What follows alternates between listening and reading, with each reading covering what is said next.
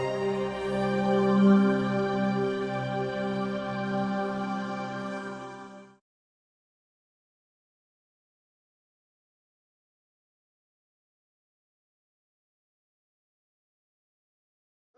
Rigouste, à vous, et je vous remercie à tous déjà de votre attention.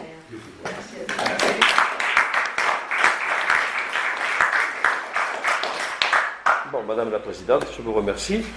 Mesdames, Messieurs aussi d'être venus. Cars amics tabé. Ça c'est pour ceux qui maîtrisent la langue doc. Donc à cela je dirais Buonasera bravemunde et excusez-moi si me trompe. Donc Est-ce qu'ils entendent dans le j'espère qu'on m'entend, oui. Alors, premier essai, oui, ça va, tout le monde m'entend? Du fort? Ok, tout va bien. Non, je me suis trompé de langue, mais c'est pas grave. Voilà, lorsque je dis que je fais de l'onomastie, que tout le monde me regarde avec un peu d'inquiétude, au cas où par hasard ça serait contagieux, mais malheureusement ça ne l'est pas. Nous sommes très peu nombreux. Monsieur Calvé, notre ami qui est là depuis longtemps, le sait bien, et d'autres amis que j'ai aussi, nous sommes à peu près, un ou deux par département à travailler dans ce domaine, qui est la recherche de l'histoire des noms propres. Je n'ai pas dit seulement des noms de lieux. Les noms de lieux, bien sûr, ça c'est la toponymie, et pas la topographie ou la topologie, comme je l'entends quelquefois dire. La topologie, c'est des mathématiques. La topographie, c'est la géographie ou du cadastre. Et nous travaillons sur la toponymie, l'histoire de ces noms de lieux, ce que je vais faire. Mais nous travaillons aussi sur les noms de personnes. Ça, c'est l'anthroponymie pour les savants. Ça se mélange parce que beaucoup de lieux portent des noms de personnes, et beaucoup de personnes, beaucoup parmi vous sans doute, portent des noms de lieux. Donc, on a une interférence. Mais nous travaillons aussi sur beaucoup d'autres domaines, qui sont par exemple les noms des équipes sportives, les noms des marques commerciales, les noms des vents et des étoiles, les noms des courants marins, les noms des personnages littéraires ou des personnages imaginaires du folklore, les noms des fêtes. Il y a une masse de domaines, une vingtaine de domaines, très peu explorés d'ailleurs, dans lesquels on travaille sur des noms propres. Voilà. Quand nous travaillons sur ces noms-là, ce que nous essayons d'établir, c'est leur histoire, c'est-à-dire d'où viennent-ils.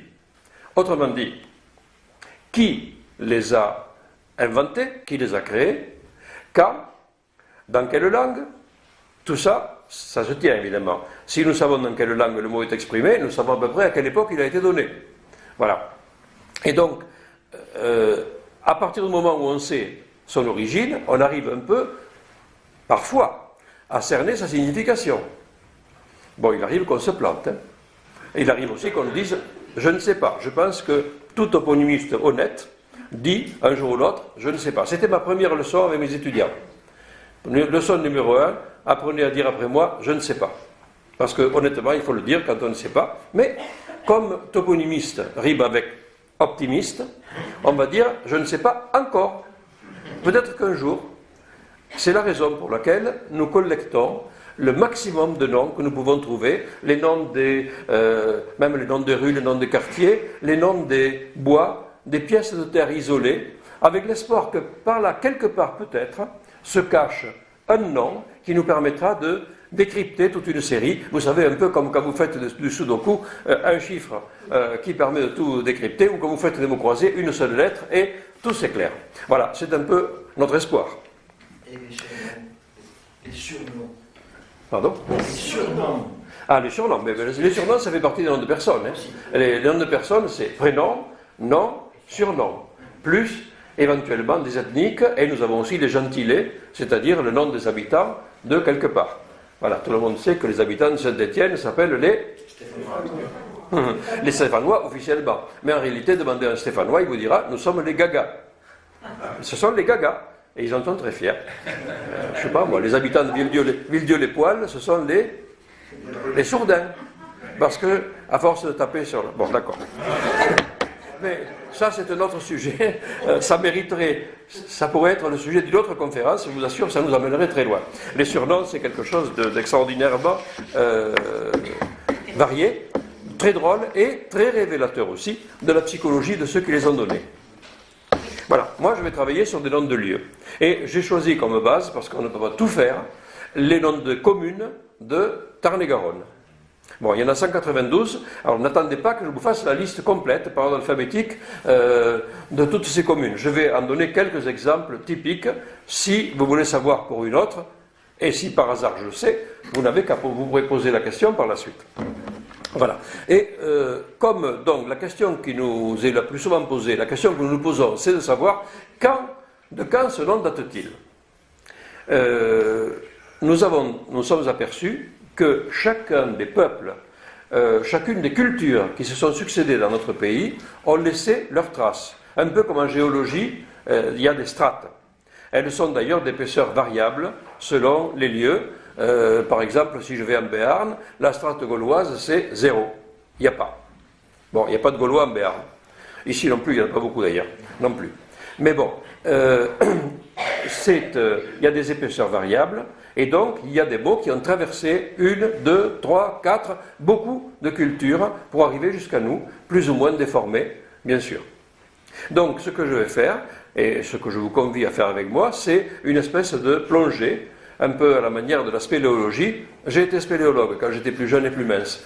Et donc, de la spéléo, ou bien de la géologie, si vous voulez, on va descendre jusque dans les strates les plus anciennes, où nous trouverons encore quelques fossiles linguistiques, les plus anciens de tous, et pourtant, ce sont des mots que vous connaissez bien. Alors, on va commencer donc par la strate la plus moderne. Je vous dis tout de suite que la strate la plus importante, 40% au minimum, c'est la strate occitane. Parce que le pays où nous sommes a parlé pendant très longtemps la langue d'oc. Il y a un siècle ici, il y avait 10 fois plus de gens qui parlaient la langue d'oc que le français. Voilà, c'est ainsi. Mais on va commencer par le commencement, c'est-à-dire maintenant.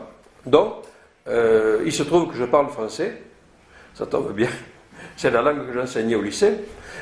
Et donc, le français, c'est la couche la plus superficielle, si vous voulez, c'est notre sol.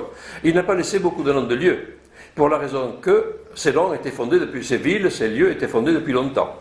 Cependant, on trouve depuis le XVIIIe siècle à peu près, un certain nombre de noms français, donnés en français ici, par des gens qui ne parlaient pas trop le français, mais qui trouvaient chic de nommer leur résidence secondaire Mon Plaisir, Plaisance, Bois Joli, Mon Repos, des choses comme ça. Et ça, ce sont des mots qui datent du XVIIIe, les résidences secondaires, rendez-vous de chasse, Dieu sait à quel gibier. Enfin bon, c'est ainsi. Et donc, nous avons quelques noms de ce type-là.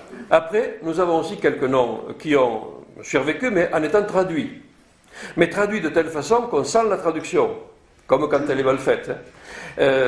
Par exemple, si je vois un endroit, une parcelle qui s'appelle la pièce grande, il est bien évident que l'occitan éclaire la pièce grande, il n'y a pas de problème. Ça, c'est la position du déterminant, le mot pièce employé pour chat, ça, il n'y a pas de doute, c'est la traduction. Dans d'autres cas, nous avons un truc plus subtil et plus pervers, c'est la remotivation, c'est-à-dire que le nom a été remplacé par un nom actuel, en français, qui veut dire quelque chose en français et dont les sonorités sont approximativement les mêmes que le nom ancien. Voilà. Le type que nous avons le plus couramment, c'est Bel Air.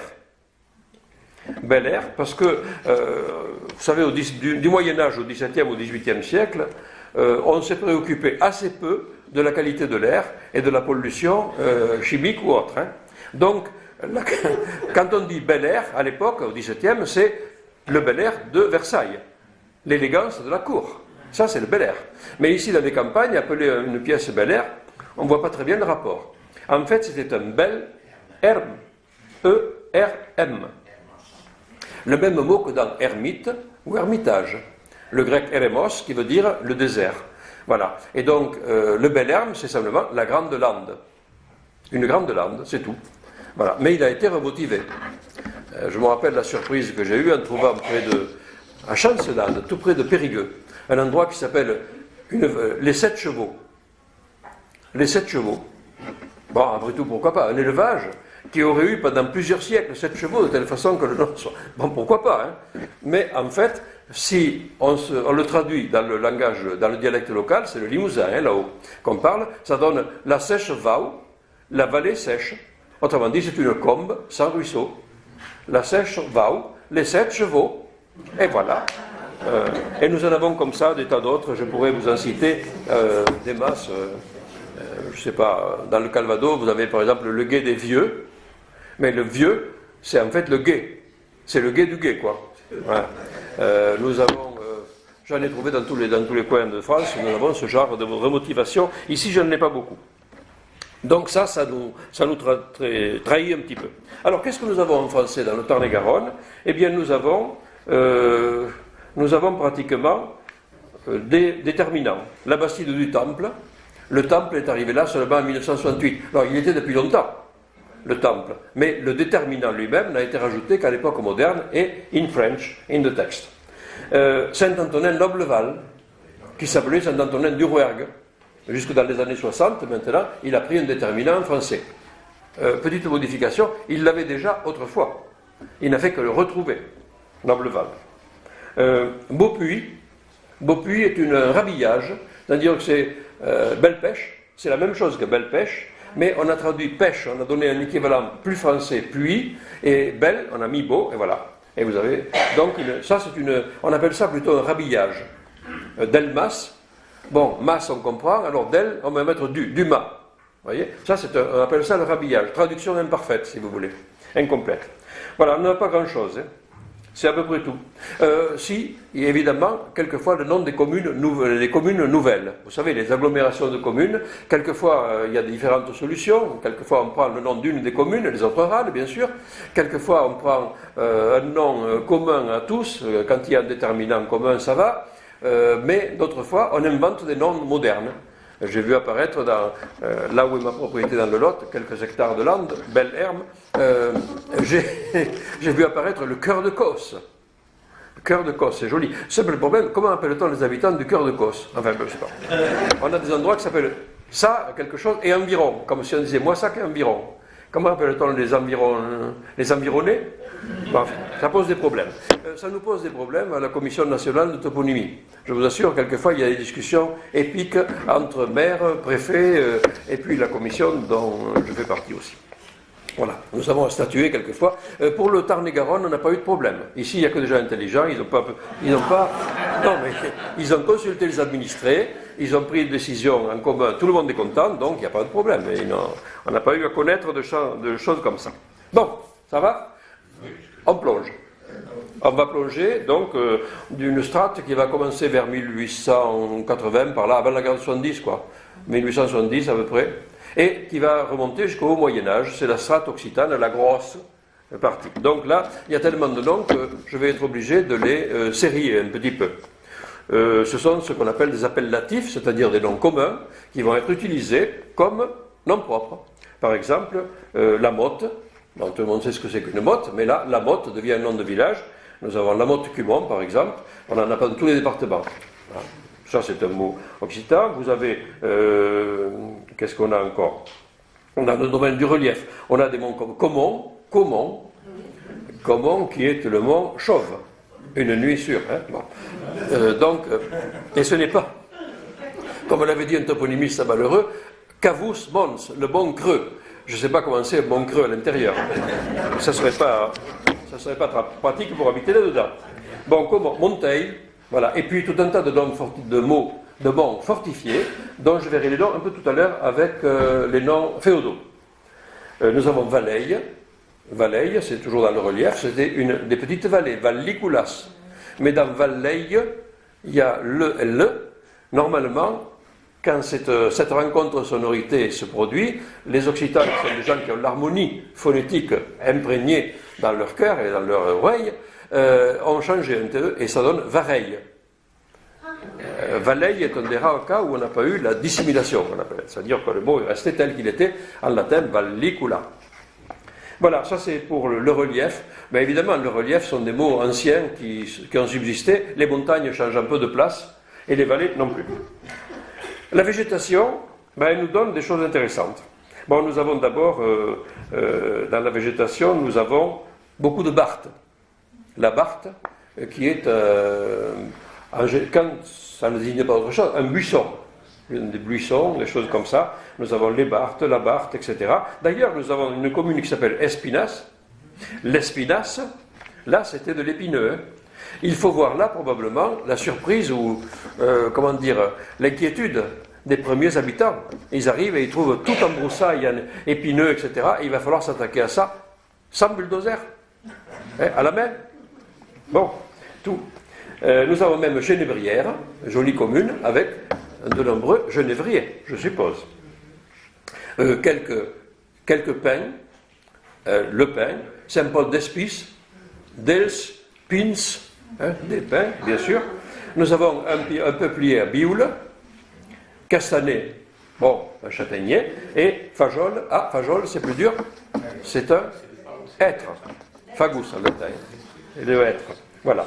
Il y a aussi pomme vic d'ailleurs, dans lequel on voit la trace d'une pommeraie, certainement. Vic, c'est le latin vicus, donc j'en redirai mot tout à l'heure, avec le latin. Voilà, végétation.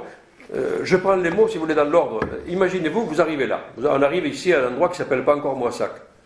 C'est sauvage, désert.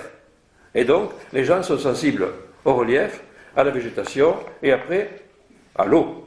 Parce que, quand même, il faut aussi se procurer quelque chose à boire. Donc, l'eau va nous donner des sources, comme 7 fonds, qui en ont 7 d'un seul coup. Voilà. Il y a aussi 9 fonds hein, dans le Lot, dans le Lot-et-Garonne. Nous avons 9 fonds. C'est mieux. Nous avons des ruisseaux comme Corbarieux, le ruisseau fait des courbes, mais le Riotor. On a même 2 Riotor, Riotor D et Riotor T, comme les Dupont, hein, T et D. On a même un Mortarieux, Mortarieux, c'est du Gascon. Pour dire le ruisseau, Daniel Darieux, c'était Daniel du ruisseau. Hein. Bon, d'accord, je ne conviens pas à une dame de telle distinction, mais enfin. Mortarieux, le ruisseau mort. Nous avons Longuezaïgue, le ruisseau de Longuezaïgue, Longuezeau, voilà.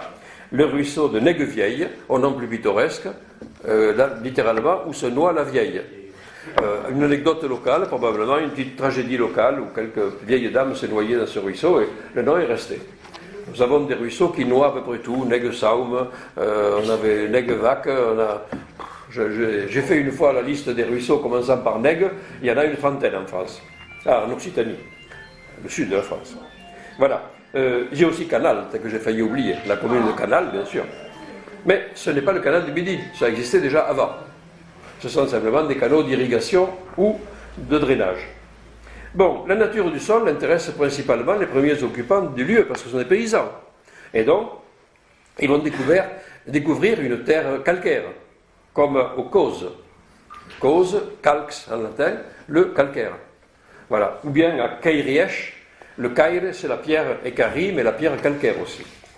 À Lose, L-O-Z-E, il y a un peu le même mot que le français, la lose, c'est-à-dire les pierres plates qu'on utilisait pour couvrir les toits lorsque les tuileries n'existaient pas encore. Voilà. Ce n'est pas forcément ce qu'on trouve dans l'Ozerte. Hein. Celui-là, c'est un problème. Et nous avons aussi à Molière, non, c'est pas comique, mais il y a des terres mouillées. Molière est un piège toponymique, parce que il y a des molières qui veulent dire l'endroit mouillé, la moulière, mais il y a des molières aussi qui sont l'endroit où on taillait les meules de moulin. Des endroits où il y avait de la roche gréseuse qu'on utilisait pour faire des meules. Pas des meules de moulin, des meules à battre, des meules à dépiquer. Vous savez, ces meules tronconiques qu'on voit encore quelquefois au bord des maisons, elles servent maintenant de pilastre ou d'entrée. Voilà. Donc, nature des sols. L'agriculture n'est pas très représentée. Et pourquoi? Je vais vous l'expliquer. On a Casal et Escazo, les jardins, en bon gascon. On a une culture de fèves à Favas, très bien. Voilà, c'est bon, c'est bon. Et des fenils, des endroits où on faisait pas mal de foin, à Fenéirol. À Fenéirol. Voilà, c'était le diminutif. Pourquoi est-ce qu'il n'y a pas de mots qui veulent dire l'endroit où on cultive le blé, ou pas le maïs, parce qu'à l'origine le maïs était inconnu avant le Moyen-Âge. Donc, pourquoi n'y a-t-il pas de mots comme ça? Simplement parce que tout le monde en faisait. Et que si tout le monde fait quelque chose, ça ne peut pas devenir un nom de lieu, parce que le nom de lieu est déterminant. Il doit déterminer un lieu et pas un autre. Si vous dites le champ de blé, le Fromental par exemple, ça existe à un certain endroit. Mais ça veut dire qu'il y avait du blé là, dans cette terre-là, et pas ailleurs. Voilà. On a un millole et un paillole. Lequel? On a un paillole. Oui. Parce que Montauban, il y a un millole. Oui. Paillole, c'est un mot associé souvent à des sources, d'ailleurs, assez bizarrement. Je me suis toujours demandé si ce n'était pas l'endroit où on mettait la paille à tremper pour faire soit des kletsch, comme on appelle ça en français, du chaume. Voilà. Il y avait des chômeurs autrefois, nombreux, pour faire les toits. Et voilà. Vous savez comment on dit quelqu'un qui fait le chaume des toits en anglais? C'est Thatcher. Oui. Madame Thatcher, son nom voulait dire chômeur. D'accord. Bon, quelquefois il y a des surprises. Nous avons, lorsque tout le monde faisait par exemple une céréale, il n'y a nulle part de mots qui le disent. Si vous voulez, si vous prenez Saint-Émilion, une commune non célèbre, dont 95% de la superficie est consacrée à la vigne, il n'y a pas un endroit qui s'appelle la vigne. Évidemment, ça ne serait pas déterminant. Ce qui existe partout n'est nommé nulle part. Voilà, c'est comme ça.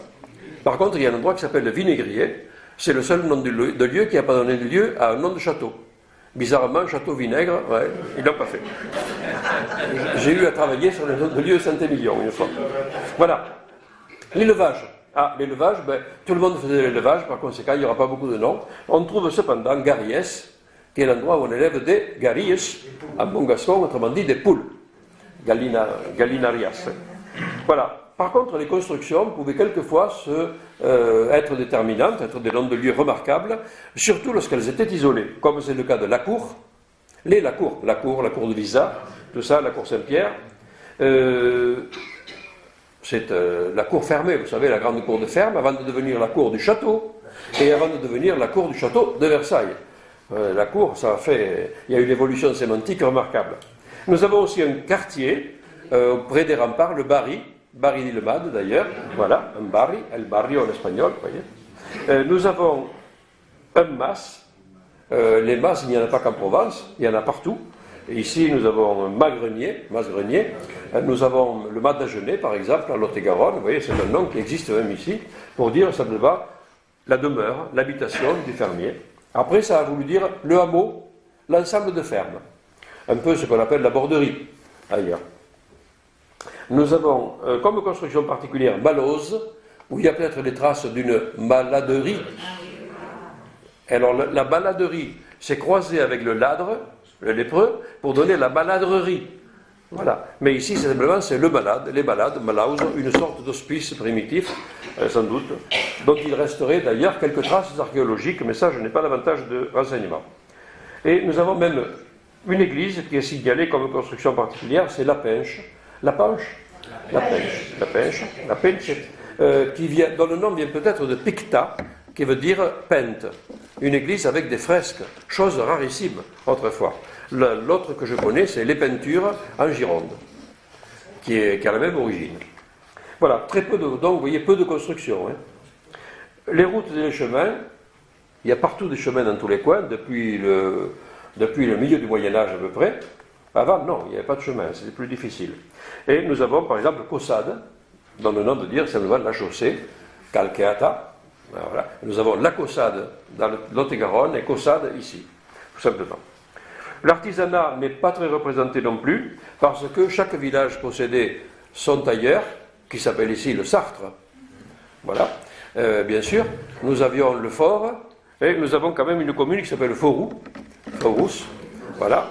Donc le forgeron, nous avions le tailleur, nous avions tout dans un village, le potier, le fabricant de tuiles, tout ça c'est dans un village, le menuisier, le tourneur, qui était le tournier, bien sûr, et non pas le tourne-jaire comme ils ont mis dans le nom de la rue des Tourneurs à Toulouse. Le tourneur, c'est les derviches tourneurs, c'est pas tout à fait le même. Enfin bref. Nous avons, il y a Sistel, les corbeilles. Spécialité locale, il devait savoir tresser des corbeilles avec quelque chose, fabriquer des chistellae en latin, dont le nom a donné Sistel. Voilà. Et après, on tombe sur des noms propres. Des noms propres, comme par exemple Gasque, l'endroit où habitent des Gascons, mais les Gascons sont voyageurs. La Bâtie Montgascon, c'est à l'Isère. Vous voyez, ils sont allés loin, les Gascons. Nous avons des noms propres de personnes, comme dans la commune de Bourré, le premier habitant du lieu, c'était comme ça, comme Roger, un Roger, voilà. Nous avons la trace aux États-Unis, par exemple, quand nous étudions les noms de lieux donnés aux USA au XIXe siècle, quand il a fallu nommer les communes, très souvent, la commune a été nommée d'après le plus gros propriétaire. Dans 2 cas, elle a été nommée d'après la demoiselle des Postes.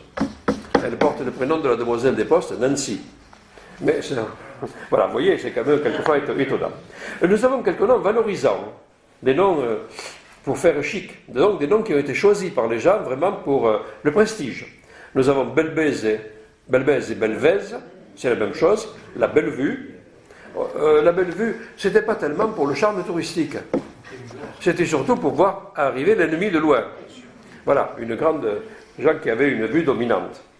Nous avons Miramont et Mirabel, là, les monts duquel on peut regarder loin, bien sûr, surveiller.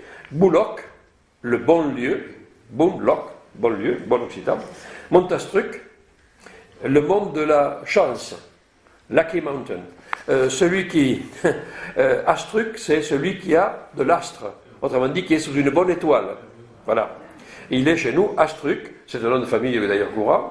Benastruc, si vous voulez renforcer, vraiment. Et si ce n'est pas le cas, le pauvre est Malastruc.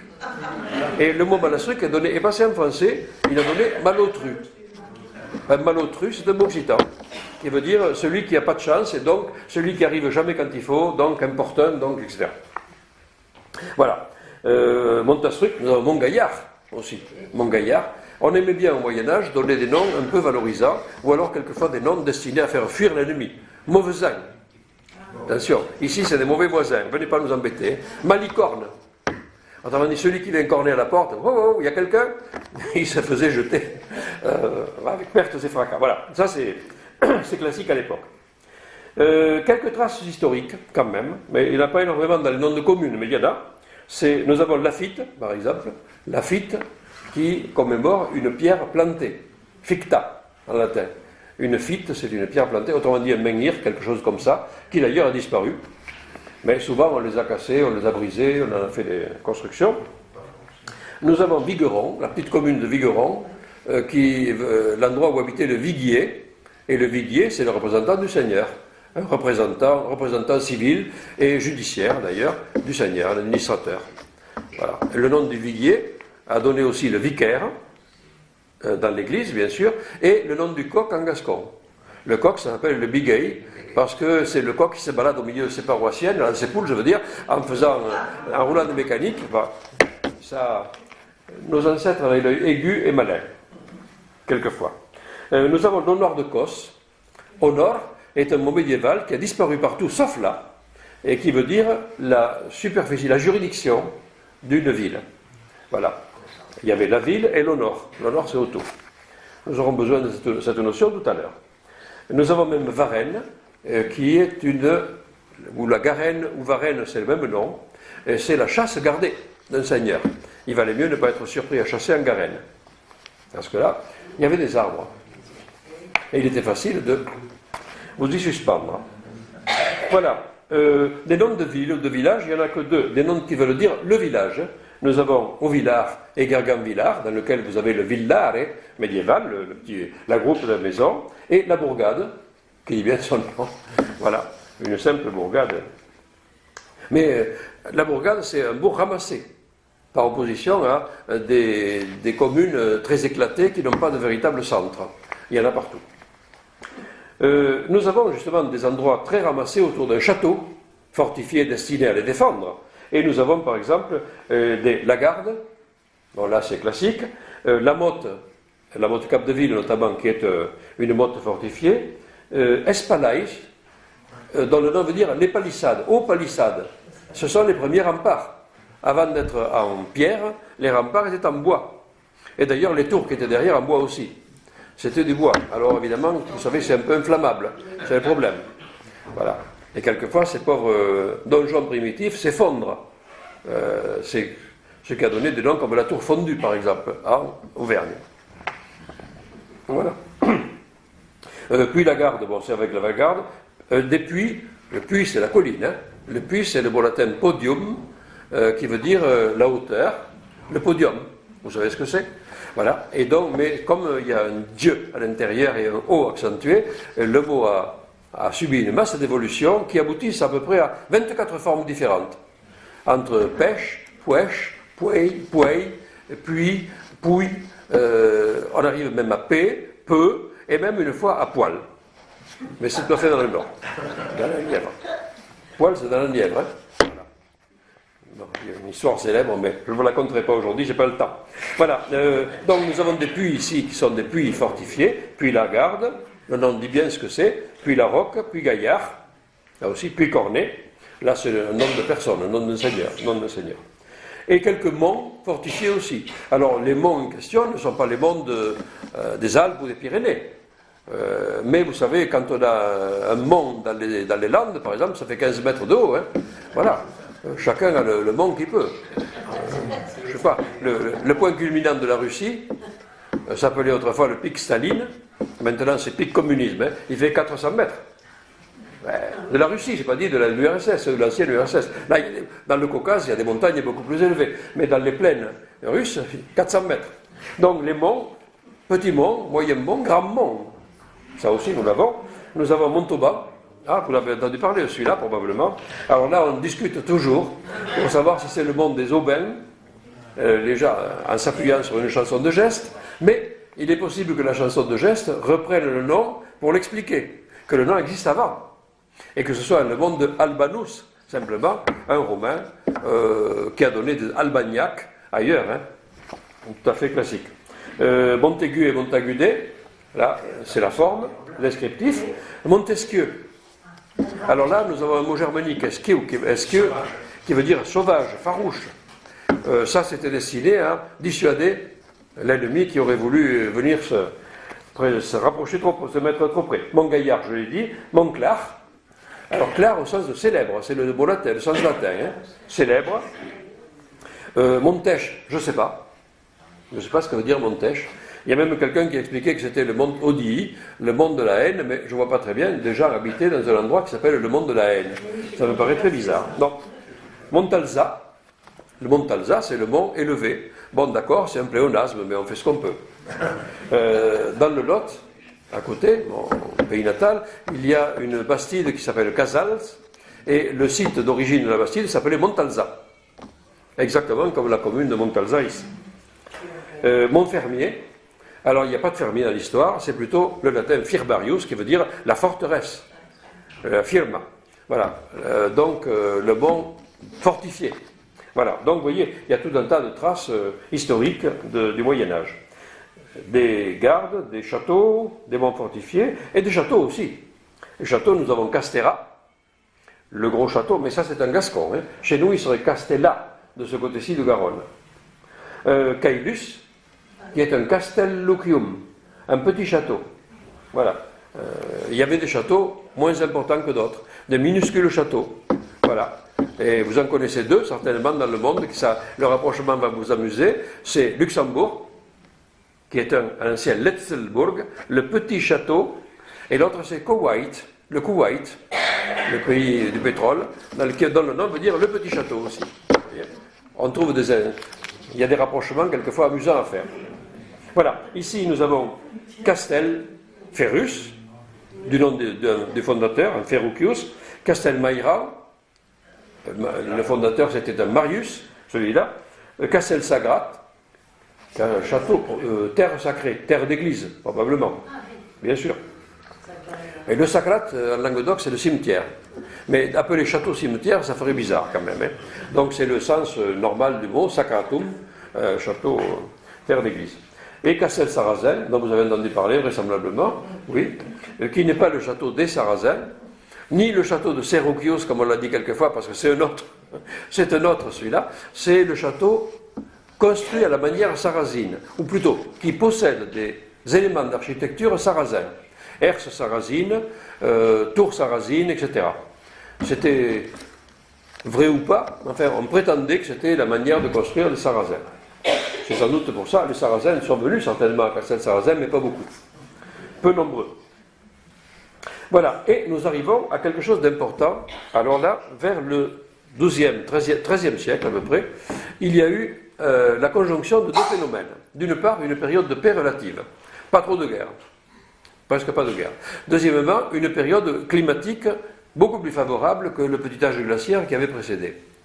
Une période climatique, donc il y a eu un boom démographique. Résultat, les petites villes se remplissent, il y a trop de monde, et à côté de ça, nous avons d'immenses terres inoccupées.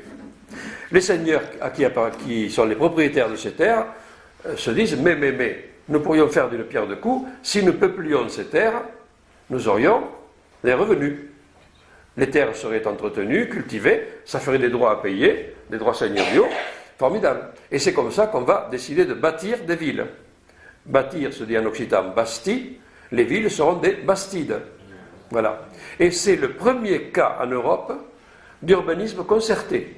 Et quand je dis urbanisme, c'est vraiment, on a tiré au cordeau, à l'équerre, on a défini une parcelle exactement la même pour tout le monde. D'ailleurs, les bastides, vous en connaissez beaucoup ici. Moissac n'est pas une bastide, mais vous en avez 25 en Tarn-et-Garonne. Voilà. Et alors, soit la bastide s'établit sur un village qui existait déjà, c'est le cas de Molière, par exemple, ou bien de, qu'est-ce qu'on a encore, Beaumont de Lomagne, oui.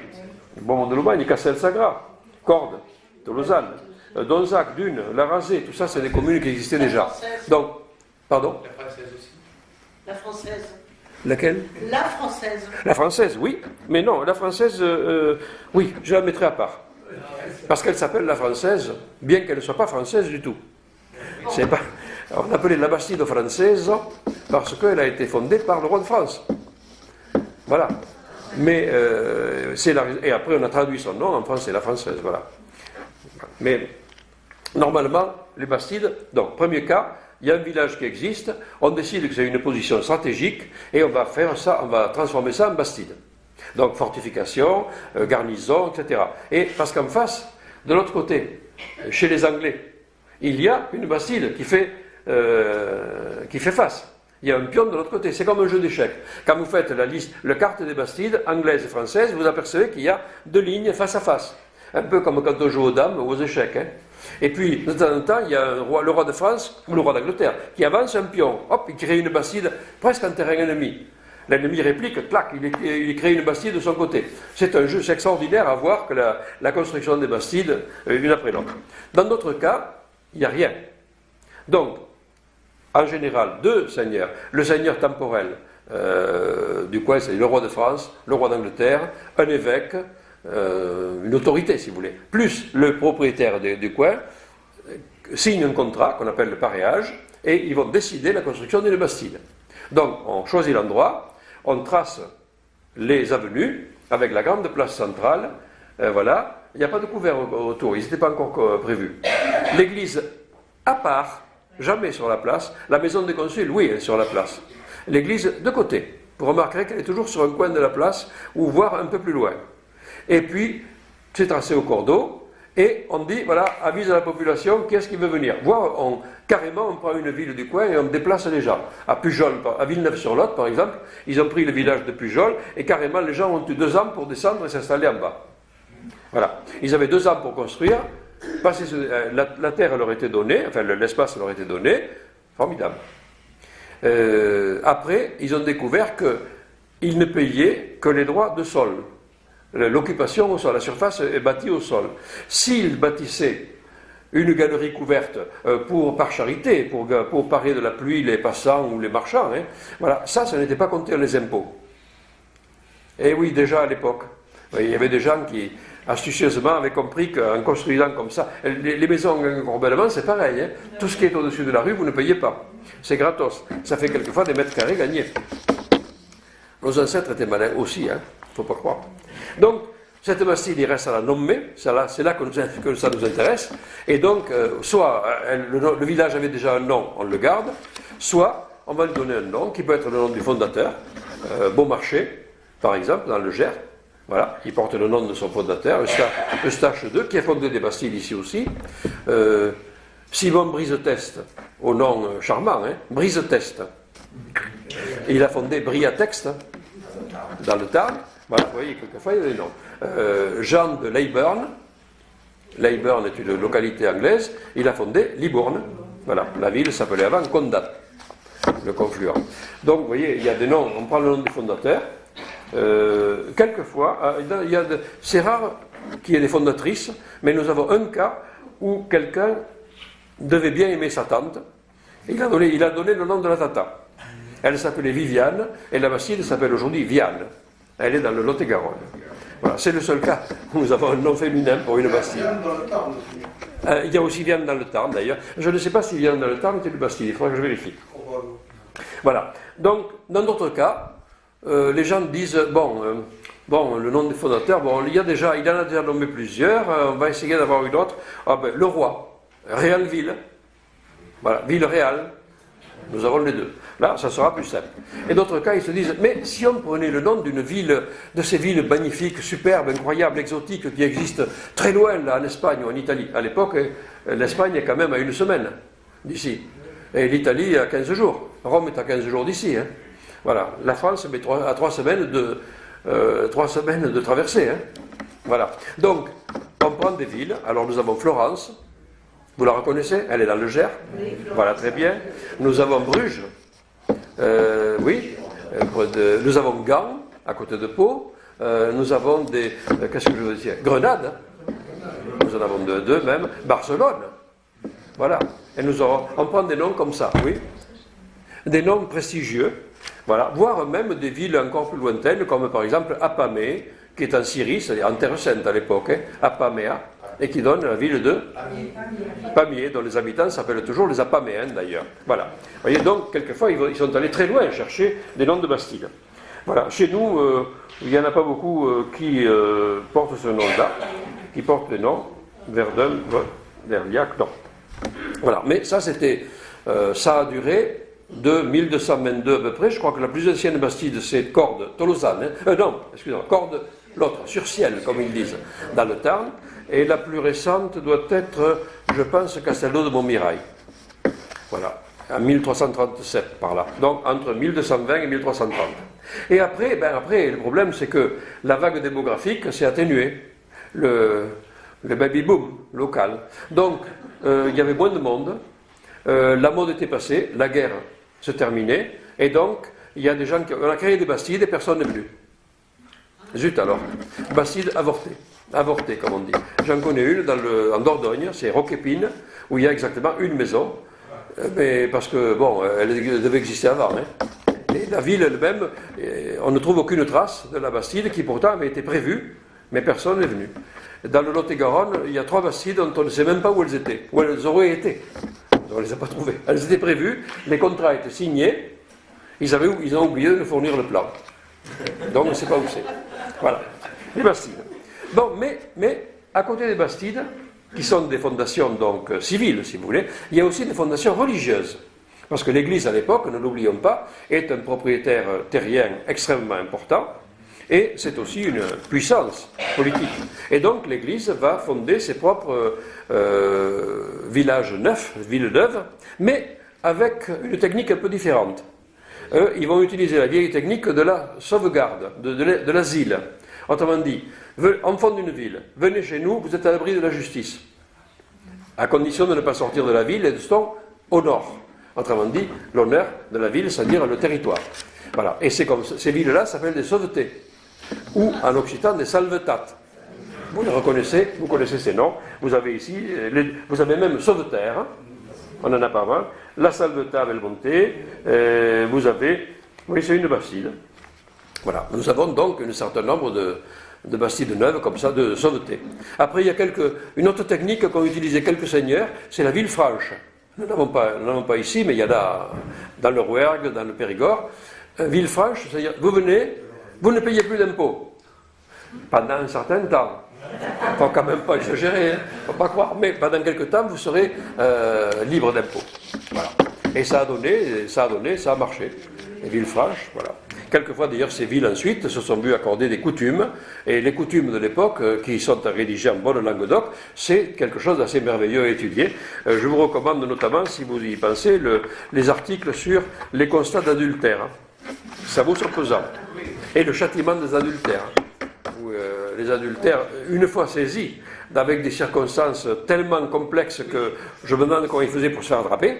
Mais enfin, si jamais ils étaient attrapés, ils devaient courir la ville, la Bastide ou la ville neuve, tout nus, la dame devant, tenant le gars derrière, attaché par une corde.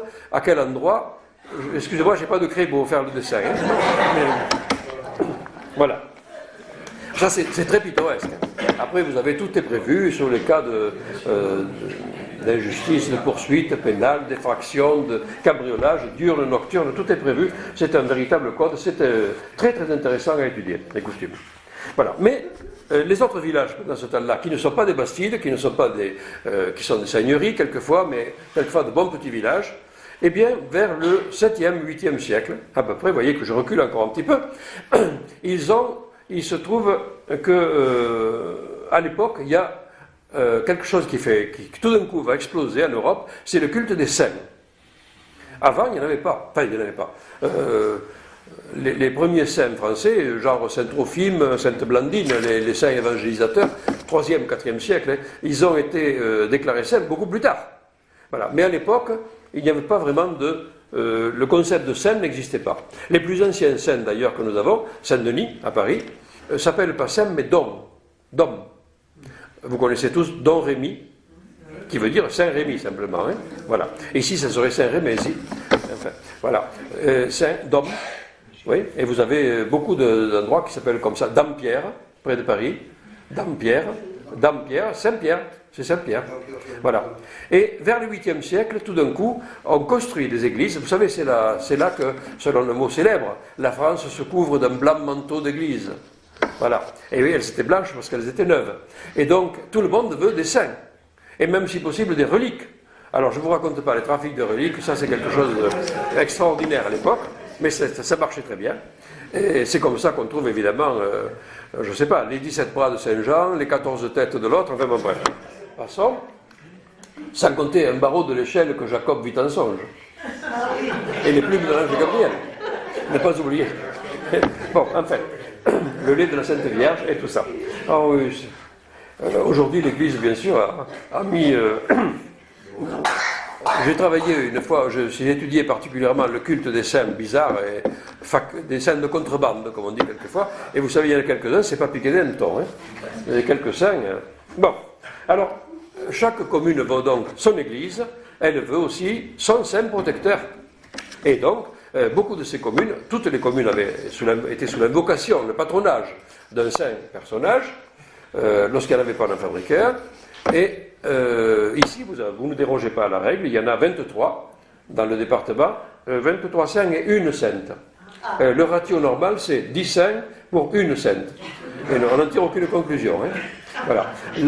La moyenne nationale, c'est à peu près 12% de noms de saints dans les noms de communes. Et en Lot-et-Garonne, en Tarn-et-Garonne, vous avez 12%. Pile. Sauf que vous devriez avoir à peu près 3 saintes, et vous n'en avez qu'une qui est la pauvre Sainte Juliette. Et les autres, il y a beaucoup de lieux-dits qui s'appellent sainte quelque chose, mais je me suis borné au nom de communes. Parmi les communes, vous avez les saints habituels, hein. Jean, Pierre, Paul, Michel, qu'est-ce qu'il y a encore? Saint-Vincent, Saint-Étienne, Saint-Antonin, Saint-Amand, bon, tout ça c'est des saints classiques. Les saints un peu étranges, vous avez Saint-Aroumex, Saint-Aroumex dont le nom veut dire en gascon les ronces. Mais, pardon? Excusez-moi, j'entends bien d'ici. Sainte-Thècle. Ah oui, mais c'est pas une commune. Ça a été une paroisse. Sainte-Thècle fut une paroisse, effectivement. Thècle est une sainte, effectivement, une martyre, oui, du IVe siècle à peu près, je crois, Rome. Mais bon, elle n'est pas commune. Moi, je l'ai trouvée, Sainte-Thècle. Hein. Voilà. Elle était assez populaire au Moyen-Âge, bien que je n'ai jamais vu de personne appelée Thècle. De dames appelées Thècle à l'époque. Mais bon, dans les registres, c'est comme ça. Alors j'ai relevé Saint-Aroumex, qui n'est autre chose que Saint-Rémy. Hein. Saint-Rémy, dont le nom Rémigius a été fortement déformé. Saint-Rémy, c'est l'évêque de Reims, celui qui a sacré Clovis, vous savez, donc vous connaissez celui-là. Saint-Bozeille, alors Bozeille, qui s'appelle ailleurs Baudel, Bozel, Bazeille, il a beaucoup de noms, c'est un Sanctus Bodelius, c'est un Bodelius ou Bodilius, dont on ne sait pas trop grand-chose. Vous avez Saint-Cyrus et Saint-Cirque, c'est un Saint Cyrus, Kyrikos, ça veut dire du Seigneur en grec, celui du Seigneur. Vous avez Saint-Clair, qui est un martyr de Lectoure, donc c'est un saint local. Saint-Jean Saint-Loup, un évêque de Troyes. Saint-Nofari, alors lui on ne sait pas, on ne sait pas trop qui c'est. Il est question d'un saint Léophare, qui aurait pu donner Saint-Naufart, mais enfin ça me paraît bizarre. Il est question d'un saint Namphèse, très populaire dans le Quercy, voisin. Chez nous, c'est celui le saint qui creusait les puits et des abreuvoirs. Ah, il y a des saints spécialistes. Hein. Il y a des saints guérisseurs, mais il y avait aussi des saints architectes. Sans compter Saint-Martin qui déplaçait les pierres de dolmen, hein, qui faisait des dolmens. Construisait, oui, oui. Il y a eu toute une géographie fantastique au Moyen-Âge. Bon. Saint-Lopharie, Saint-Nazaire. Bon, ça c'est Nazarius. Il y a pas mal de. Plusieurs martyrs qui s'appellent Nazaire. Saint-Nicolas, Saint-Paul, Saint-Pierre, Saint-Porquier. Vous avez Saint-Porquier qui est un Sanctus Porcarius. Et Porcarius, ça veut dire le porcher, effectivement. Voilà. C'est un moine de Poitiers. Saint-Projet, qui est un évêque de Clermont. Saint-Sardos, dont nous ne savons pas si c'est un saint qui s'appelait Sacerdos ou simplement un prêtre. C'est le saint-prêtre, si vous voulez. C'est possible aussi. Hein. N'oubliez pas que nous avons Saint-Esprit, Sainte Terre, Sainte Mère Église. Nous avons beaucoup de saints qui sont Sainte Sophie, qui est la sagesse divine. Ce n'est pas une personne. Nous avons des saints qui sont des saints improbables. Hein. Voilà. Je ne parle pas de Sainte Trinite, qui est la Sainte Trinité. Sainte Engrâce, qui est la Sainte de grâce divine, la grâce divine. Qu'est-ce que nous avons encore? Bon, après, Saint Roland, qui n'est pas autre chose que Roland de la chanson de Roland, de sanctifier comme ça au hasard. Après, ils ont fabriqué des saints à tour de bras. Hein. Il suffisait que quelqu'un meure d'une manière un peu étrange, accidentelle, et pour qu'aussitôt, ils sont déclarés saints. Par exemple, un bûcheron qui travaillait dans une forêt, un arbre casse net, et les branches renvoient le tronc d'arbre avec son l'ascle, comme on dit chez nous, la pointe, qui empale le malheureux, qui le tue net. Bon, on l'a trouvé, donc il est mort sans les sacrements, on l'enterre hors du cimetière. 3 générations plus tard, quelqu'un passe et dit, mais qui est enterré là? Ah, c'est un tel. Bon, alors du coup, on décide que c'est un saint. S'il est enterré à part des autres, c'est qu'il est exceptionnel. Donc on a un ivrogne tombé dans un puits, un bûcheron tué comme ça, et un chien, 2 chiens. Parce que le Seigneur aimait beaucoup son chien, et quand il est mort, il lui a fait faire un tombeau à l'extérieur du château, mais aussi à l'extérieur du cimetière. Un pèlerin passe, pas mal d'années plus tard, il n'y a pas de panneau, il n'y a pas d'écriteau, il n'y a pas de guide touristique. Hein. Bon, il passe et dit, qu'est-ce qu'il y a d'enterré là? Oh, je ne sais pas, les anciens disaient que c'était Guinefort, celui qui est à Boisfort, hein, dans le dialecte local. Nous sommes dans les Dombes, hein, c'est assez loin d'ici, vous voyez.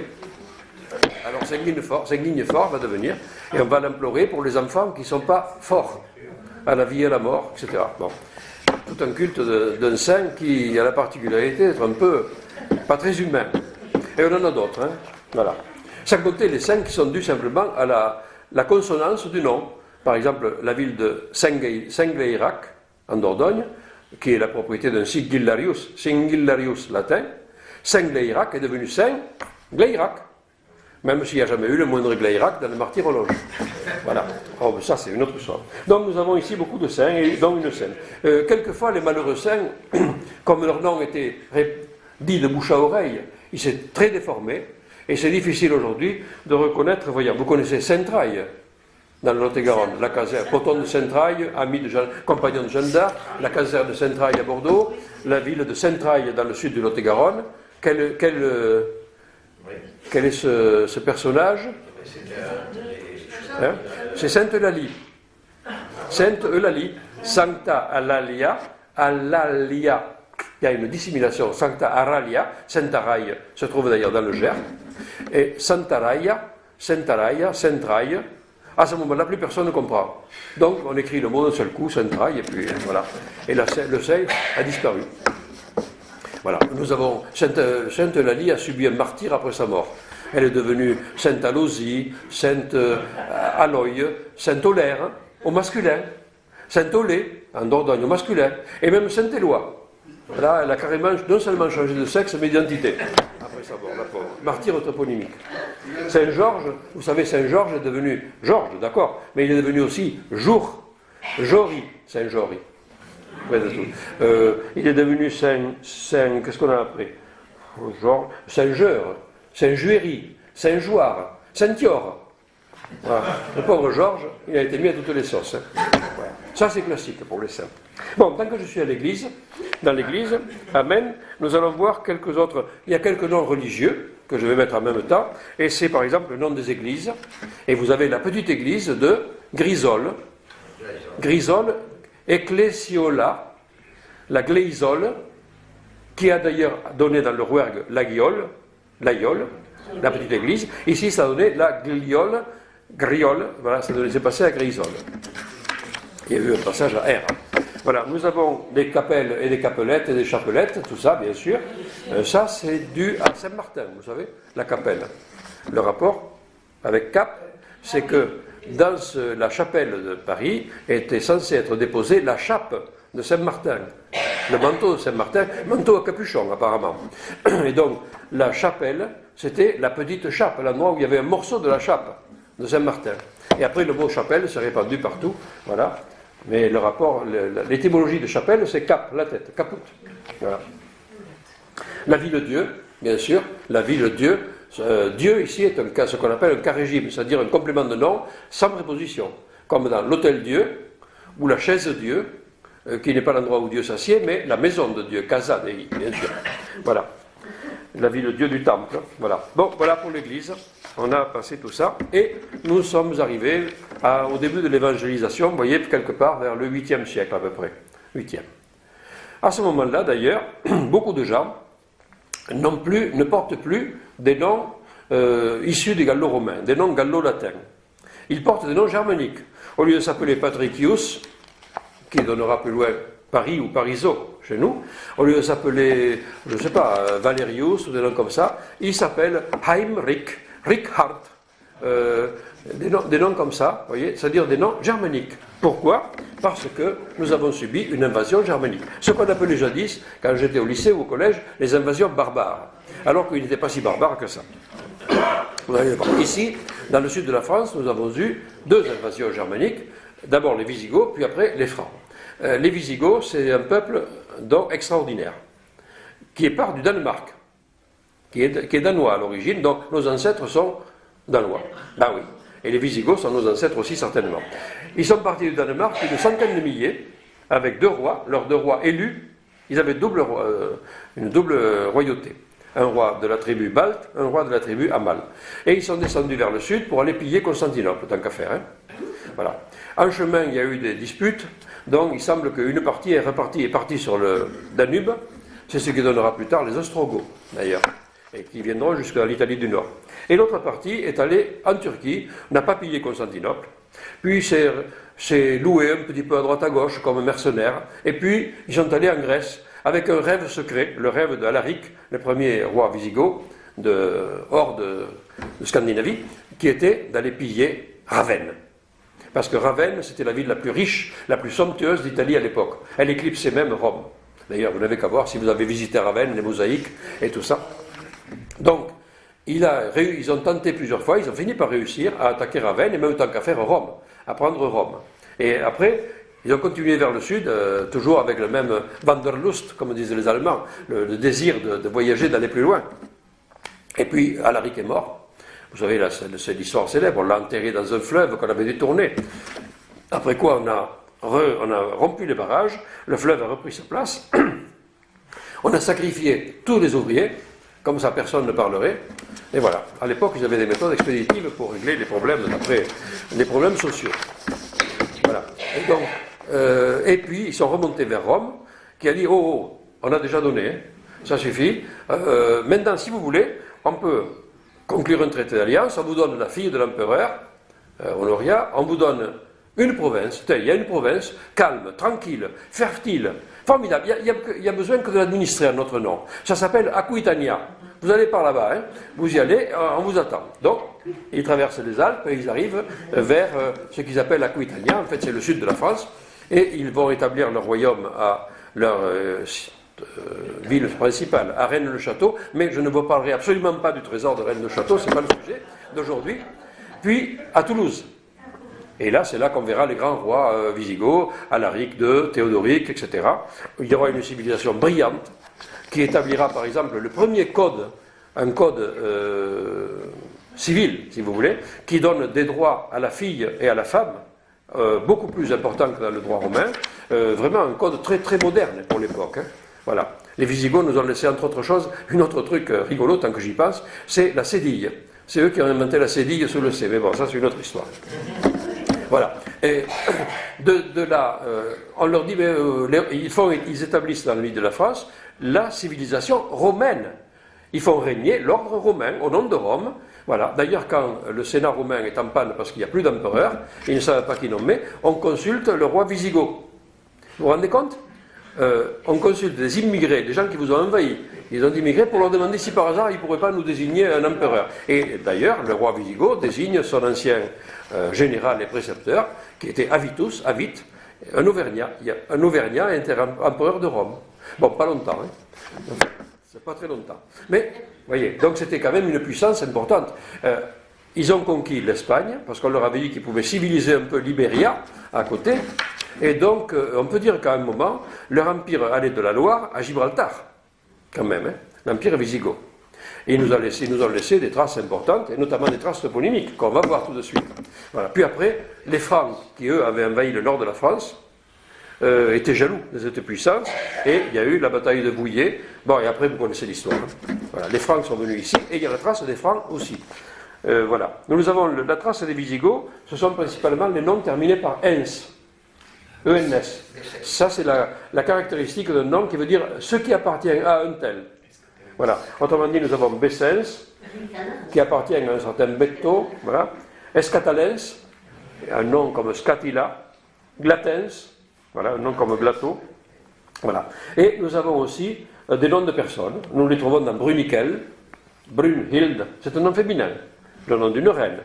Mais Brunhild, ça veut dire quelque chose qui est célèbre au combat.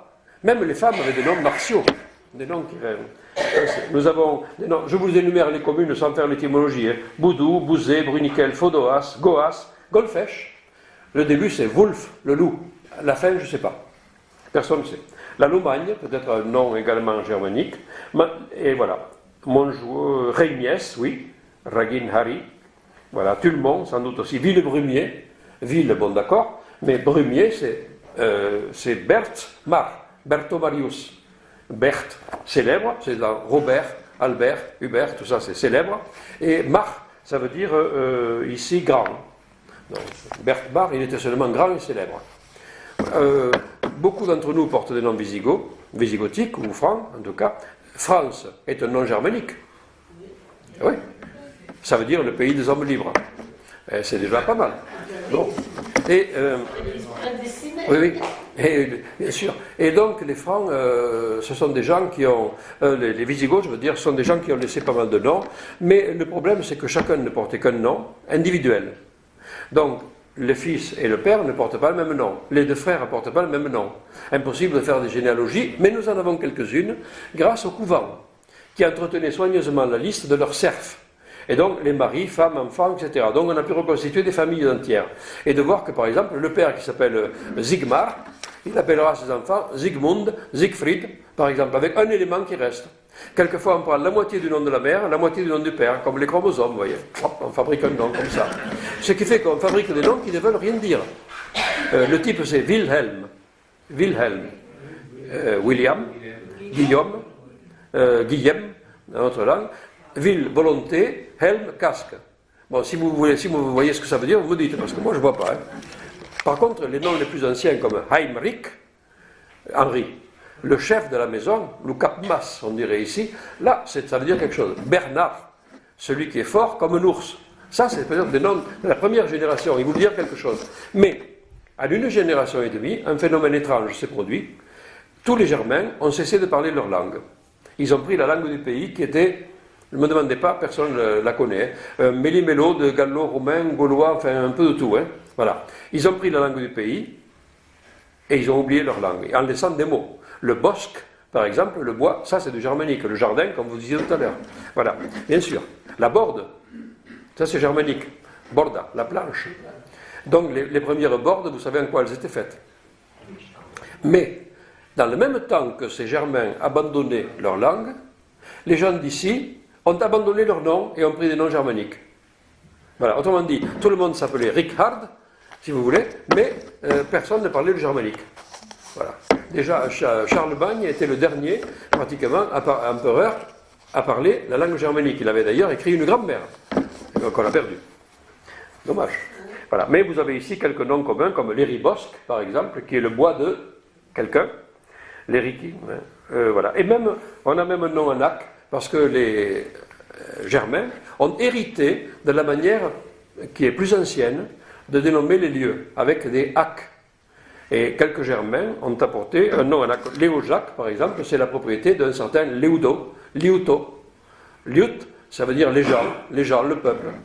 Mais vous avez un nom anac germanique que vous connaissez tous, c'est la propriété de M. Hermann. Hermann, l'homme, seigneur.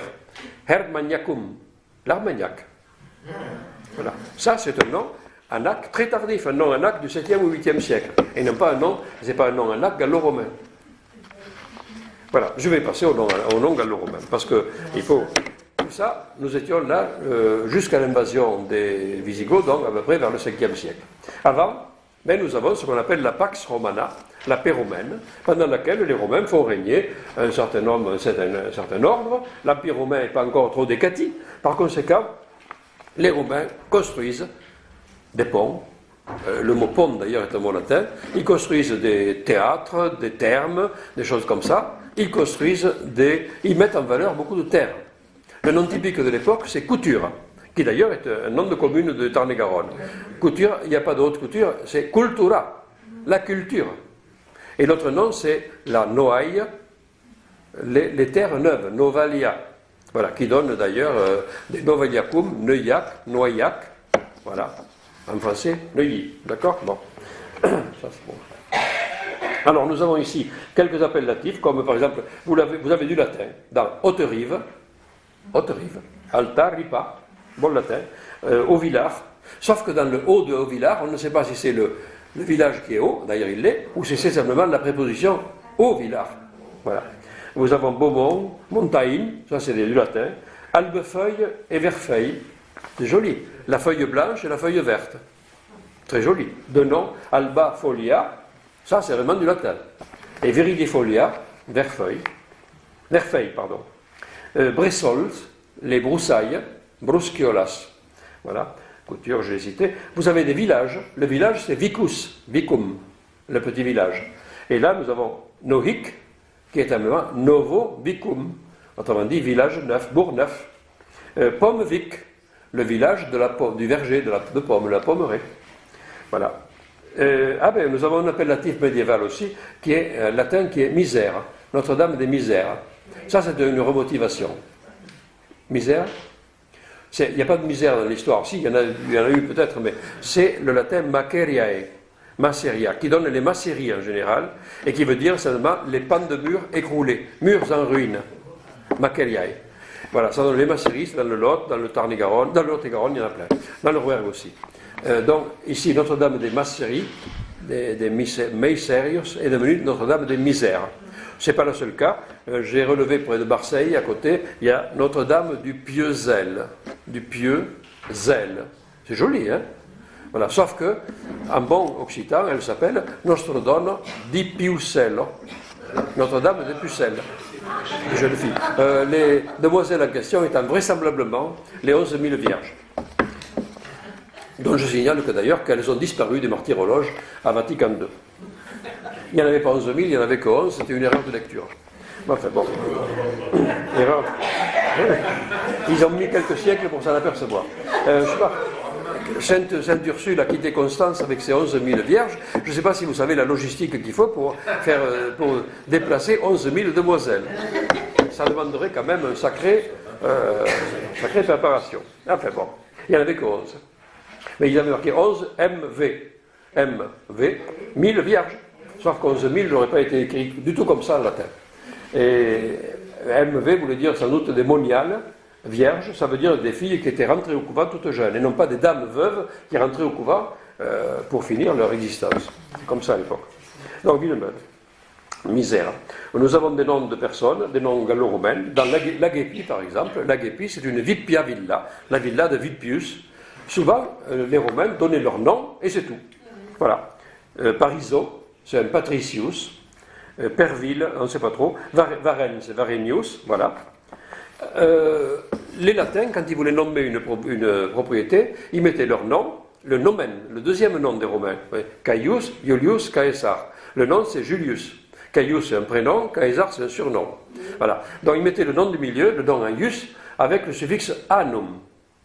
Cicéron avait une propriété, comme il s'appelait Tullius, Caius Tullius Cicero, sa propriété c'était le Tullianum.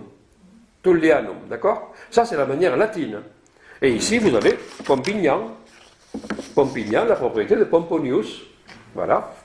Ça aurait dû donner Pomponian, mais ça fait une consonance qui a fait modifier. Vous avez Fignan, ou dois-je dire comme les Parisiens, Finhan. Hein? Bon, la propriété d'un certain Amphinius, probablement, on n'est pas très sûr. Vous avez aussi des noms en langue, mais moins visibles. Dans Kamsas, qui est ancienne propriété de Canitius, Canitianum, ça va donner Kamsa, mais le N ne s'entend pas, donc ils ont mis une S. Lexos, qui est la propriété de Laetitius, Laetitia, vous connaissez le prénom. Laetitianum, ça donne Letzans, prononcé Letzos. Et voilà Lexos. C'est pas du grec, hein. Bon.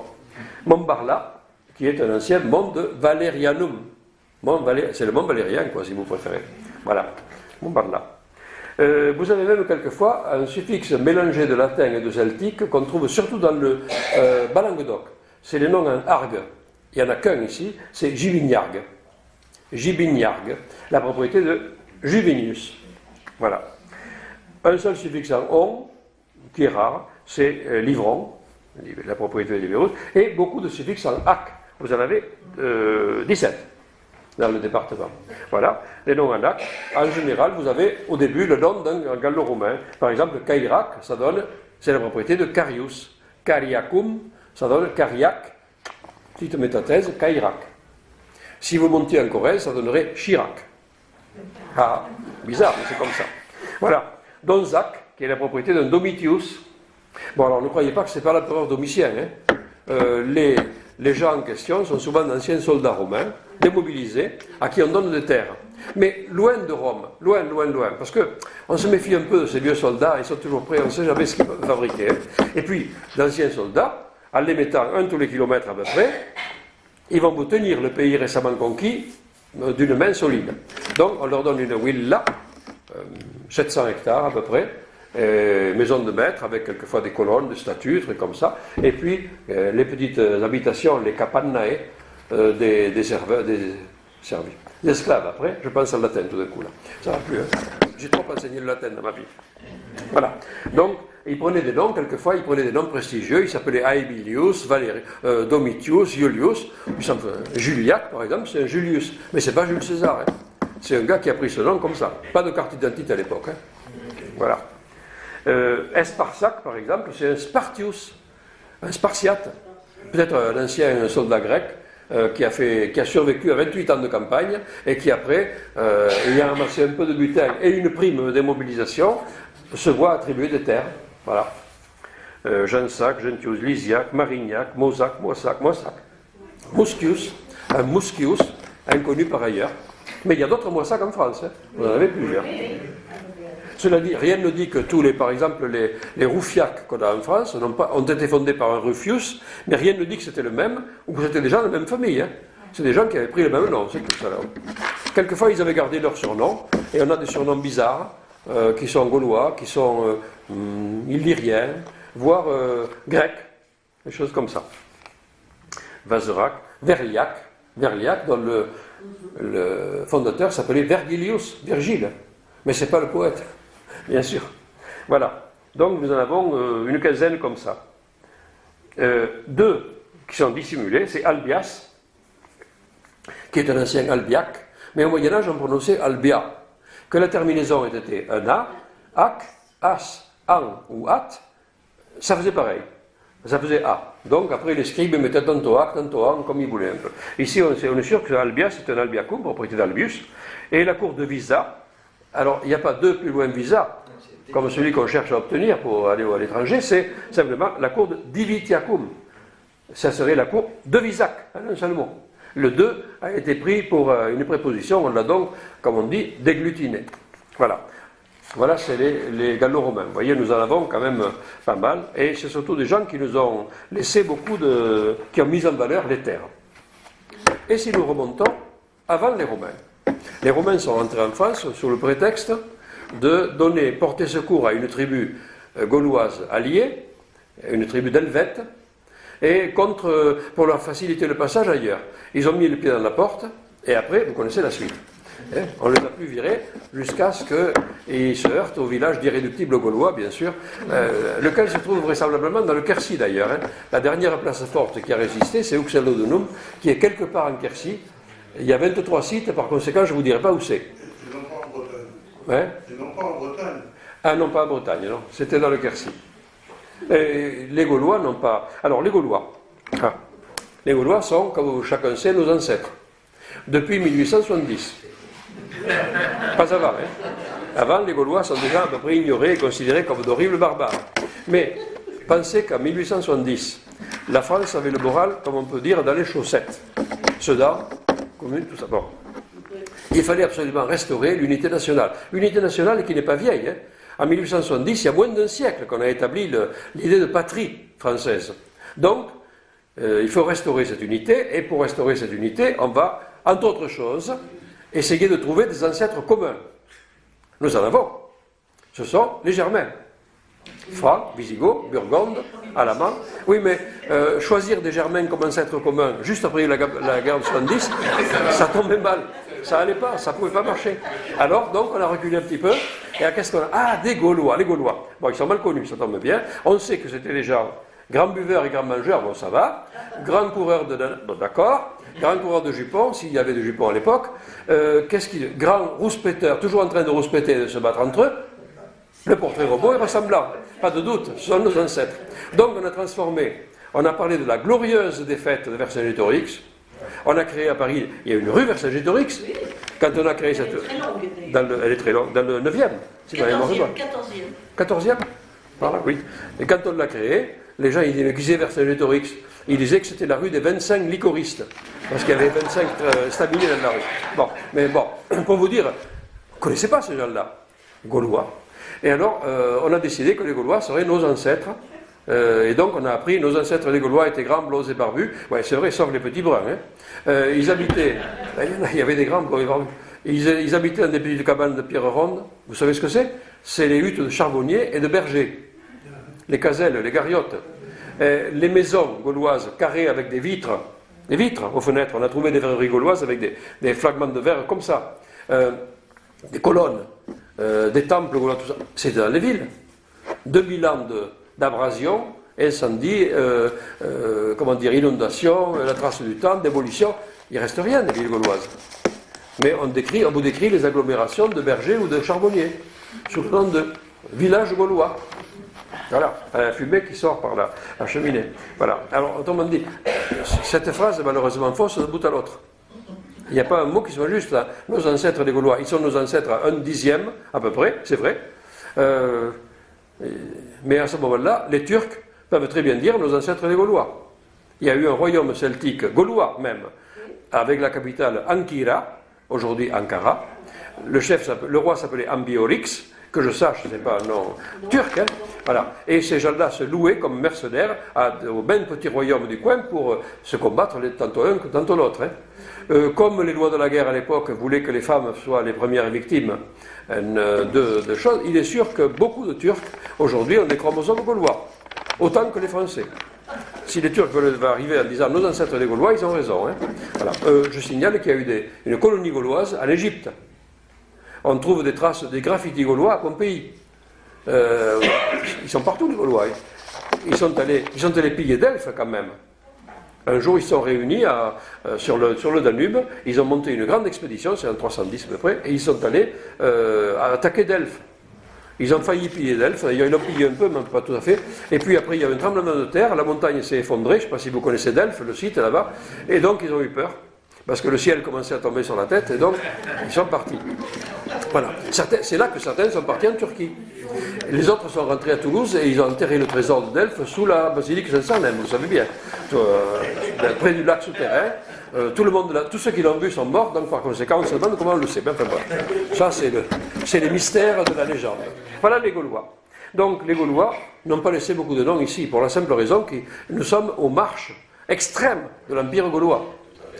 Dois-je rappeler que Jules César, il dit Garumna flumen, gallos abaquitanis devidit. Je ne sais pas si vous comprenez l'ancien occitan. le fleuve Garonne sépare les Gaulois des Aquitains. Les Aquitains n'ont ni la même langue, ni la même religion. Et les Aquitains qui habitaient, par exemple, Elimberi, qui s'appelle aujourd'hui Auch, c'était les Auski, c'est des gens plus proches des Basques d'aujourd'hui que des Gaulois d'autrefois. Voilà. Donc, nous, ici, des Gaulois, il y en a très peu. Il y a peu de Mont-Gaulois. Bon, ils nous ont laissé, c'est vrai, des noms, comme le chemin, la combe, le garçon, le blé, le savon. Les Gaulois ont quand même inventé le savon. C'était des gens tout à fait, pas du tout des barbares. Vous savez-vous qu'un Gaulois avait inventé une faucheuse mécanique? Elle est instrument tellement étonnant qu'un architecte latin, enfin, comment dire, un spécialiste latin, s'est déplacé pour la voir. Il l'a décrite. Et après, depuis longtemps après, on a trouvé un bas-relief avec le dessin de la machine en question. Une espèce de caisse montée sur roue pour couper les épis. C'est quand même pas des barbares qui inventent ça. Ils savaient faire les mailles cloisonnées, ils savaient faire les bijoux en filigrane d'or. C'était des gens, c'est pas du tout les gens frustes et mangeurs de sanglier qu'on nous présente quelquefois. Par ailleurs, un seul par tribu avait le droit d'avoir un nom terminé par Rix. Le chef, le roi, Rex. Et c'était le chef de guerre. En cas de guerre, c'était lui qui était désigné pour prendre les opérations. C'était le commandant d'armes, si vous voulez, comme on dit aujourd'hui. Voilà. Les autres avaient des noms. Il s'appelait, le père de Vercingétorix s'appelait Keltil. Ce qui ne veut pas dire le celte, mais le chaudron. Ben, le chaudron de Dieu, Hans. Le chaudron de l'immortalité, le chaudron d'abondance. Dois-je vous rappeler qu'un des abbés de Moissac s'appelait Hans Quetil, le chaudron d'Hans. Il a un nom parfaitement païen. Hein, avec lui. Il y a son nom gravé sur un des chapiteaux du cloître. Ah, il est marqué Hans Quetil. Hein, Hans Quetil. Voilà. Le Gaulois qui a résisté le dernier, dans le Quercy, s'appelait Lucter. Lucter. Ce n'est pas des noms en X. Hein. Un seul s'appelait Rix. Vercingétorix, Orgetorix, Eporidorix, voilà, des noms Dumnorix, voilà, Ambiorix. Astérix. Pardon? Astérix.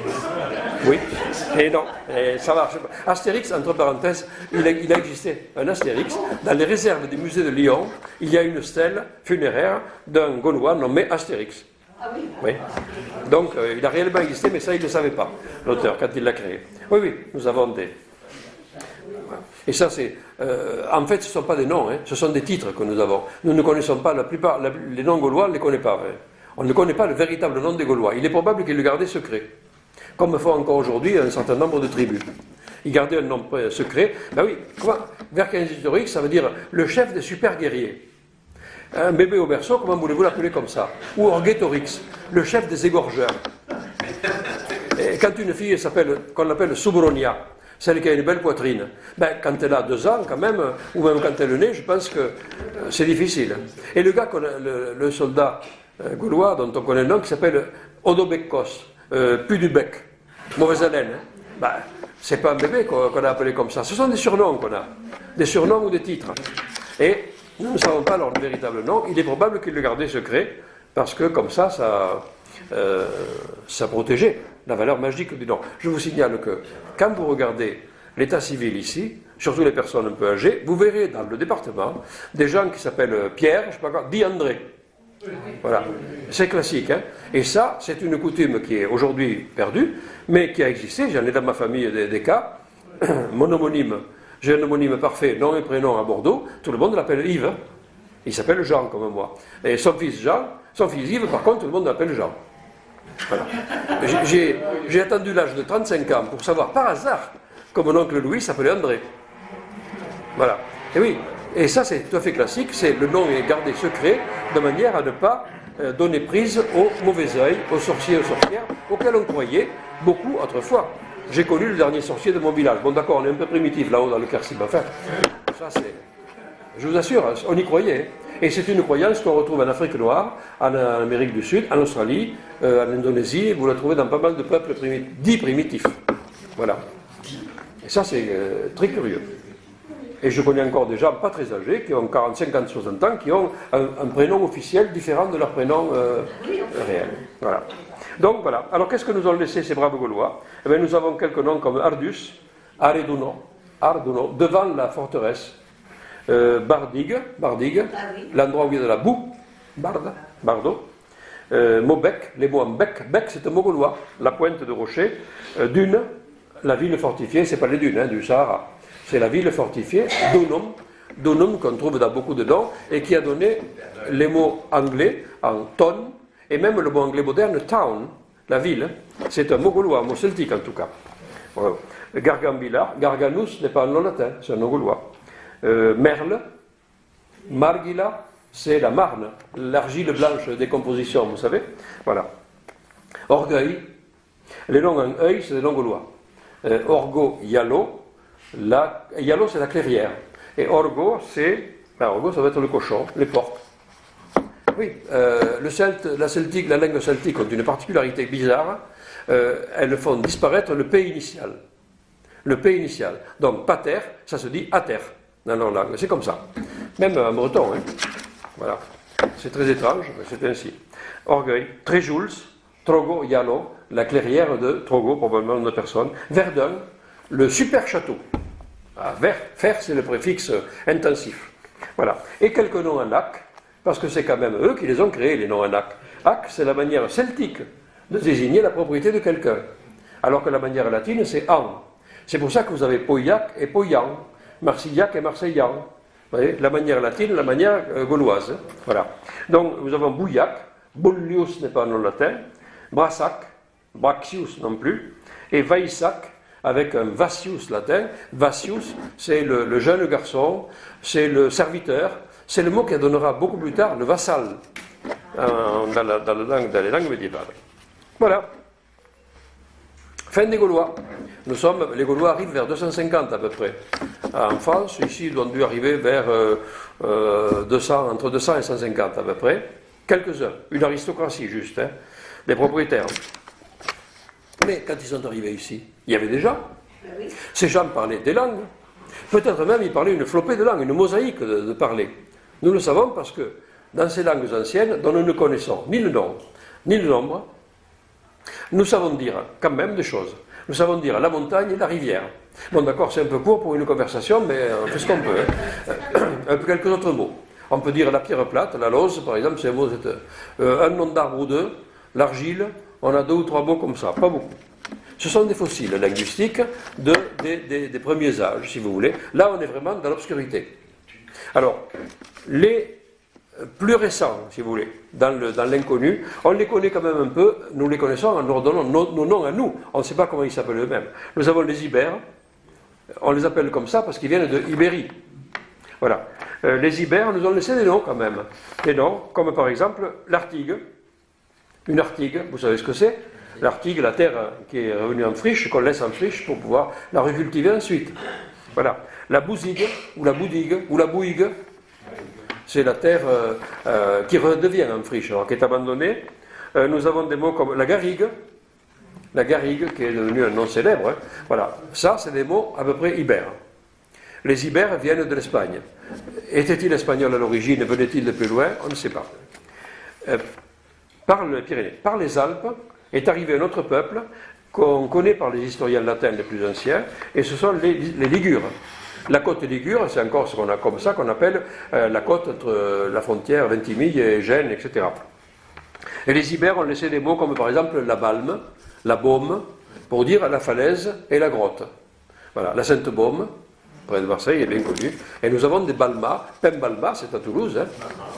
Voilà, on a pas mal comme ça. Et aussi des noms en ske, des noms avec un suffixe ske, Manosque, Lambesque, Tarascon, des mots comme ça. Ça, c'est caractéristique des Ligures. Les Ligures et les Ibères sont rencontrés d'ailleurs à un endroit qui est très intéressant, c'est Anserune.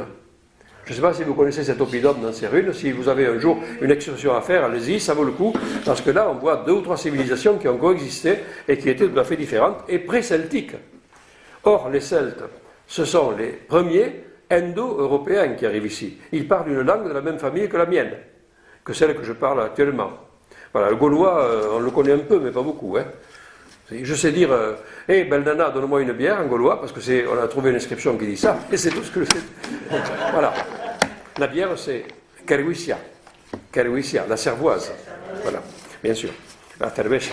Voilà, mais ça, c'est bien connu. Donc, on connaît le gaulois un peu, parce qu'on peut le comparer avec des idiomes celtiques d'aujourd'hui, le breton, le gallois, l'irlandais, le gaélique irlandais. On arrive donc à reconstituer un peu quelques noms. Et puis on a quand même quelques tuiles.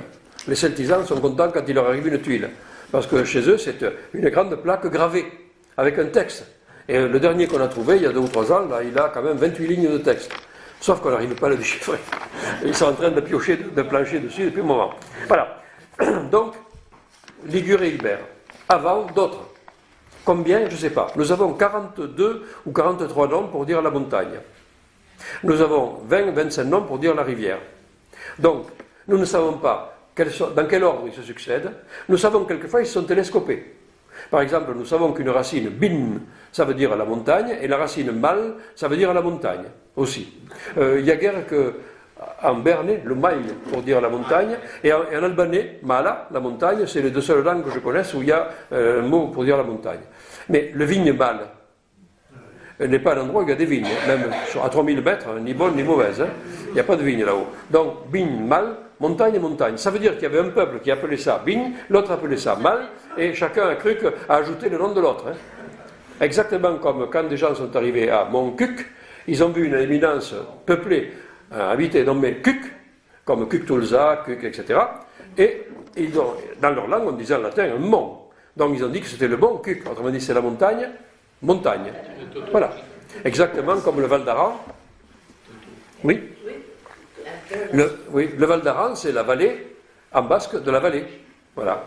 Mais ça, vous savez, dans le monde entier, il y a eu des télescopages comme ça, des doublés. Vous avez par exemple le pont d'Alcantara en Espagne, mais aussi en Sicile. C'est le pont du Alcantara, le pont en arabe.